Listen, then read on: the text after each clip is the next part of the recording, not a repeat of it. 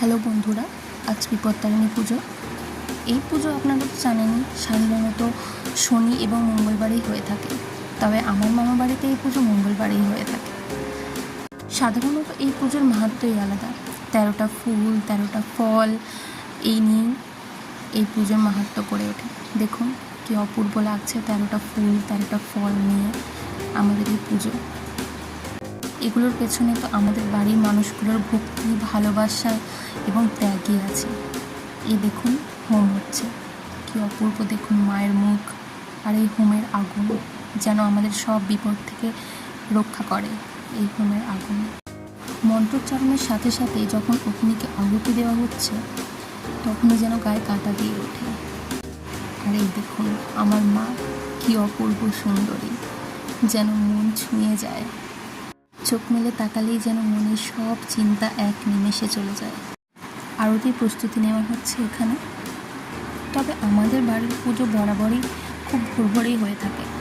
8টা-9টার মধ্যে, মিনিমাম 8টা-9টার মধ্যে সমস্ত কিছু শেষ হয়েই যায়, সমাপ্ত হয়েই যায় সব কিছু। কারণ ছোট ছোট বাচ্চারা থাকে তো, ওদের খাওয়া দাওয়ার জন্য তাড়াতাড়ি যাতে খাওয়া দাওয়া হয়ে যায়, বা সারাদিনের একটা কাজকর্ম, পরিশ্রম সব কিছু মিলিয়ে তাড়াতাড়ি হয়েই যায়। পঞ্চপ্রদীপের এই আগুনে যেন পুরো বাড়ি পবিত্র হয়ে উঠল। আহা, যখন প্রদীপের আলো গিয়ে মায়ের মুখে পড়ে তখন মনে হয় যেন মা আমাদের দিকে চেয়ে আমাদের অভয় দিচ্ছে। সত্যি মা, তুমি সবাইকে বিপদ থেকে রক্ষা করো, সবাইকে। এই আরতি যেন আমাদের সবার জীবন থেকে সমস্ত দুঃখ, কষ্ট, বিপদ মুছে দেয়। জয় মা বিপত্তারিণী, জয় মা বিপত্তারিণীর জয়। মা গো, সবাইকে ভালো রেখো, সুস্থ রেখো, সবাইকে সমস্ত বিপদ থেকে দূরে রেখো। জয় মা। এবার আসি পুজোর সবচেয়ে শ্রেষ্ঠ মুহূর্ত, পুষ্পাঞ্জলি। দুটো হাতে ফুল নিয়ে সবাই মিলে একসাথে বসে মায়ের চরণে অঞ্জলি দেওয়া, কি আনন্দ, তাই না? ওম জয়ন্তী মঙ্গলা কালী ভদ্রকালী কপালিনী। এই মন্ত্রের সাথে সাথে মনের ভিতর থেকে শুধু একটাই কথা বেরিয়ে আসে, মাগো সবাইকে ভালো রেখো, সবার মুখে হাসি ফোটাও। ফুলগুলো যখন মায়ের চরণে গিয়ে পড়ল যেন মনে সব বোঝা হালকা হয়ে গেল।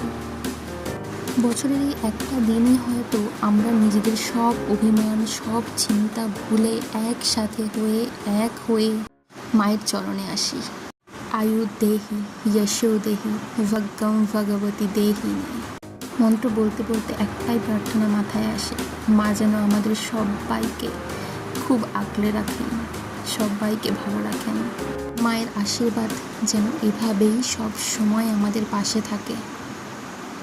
এই দেখুন, দেখতে দেখতে পুষ্পাঞ্জলিও শেষের মুখে, সমস্ত কাজকর্মই শেষ, সমস্ত পুজো আচ্ছা সব কিছু শেষ। সেই সকাল দিয়ে লেগেছিলাম, এই পুজো আসছে আসছে এটাই আনন্দ, কিন্তু মা যখন চলে যায় ভারী দুঃখ লাগে। পুষ্পাঞ্জলি দেওয়া শেষ হলে ঘট বিসর্জন হয়। পুজো শেষ, এবার তো আসল উৎসব। পুজো শেষে গরম গরম লুচি আর তরকারি না হলে হয়? এই যে চলছে আমাদের লুচি বেলা, লুচি ভাজা, একটা গরম লুচি গন্ধই আলাদা। পুজো শেষে এখন হাতে হাতে করে সব কাজ সবাই মিলে করা হচ্ছে। বড়দা ছোটদা একসাথে মিলে লুচি খাচ্ছে। যাই হোক, আপনাদের পুজো কেমন কাটলো বলুন। আমার তো ভালোই কাটলো। তো ফিরে আসছি পরবর্তী ব্লগ নিয়ে। ততক্ষণ পর্যন্ত সুস্থ থাকবেন, ভালো থাকবেন।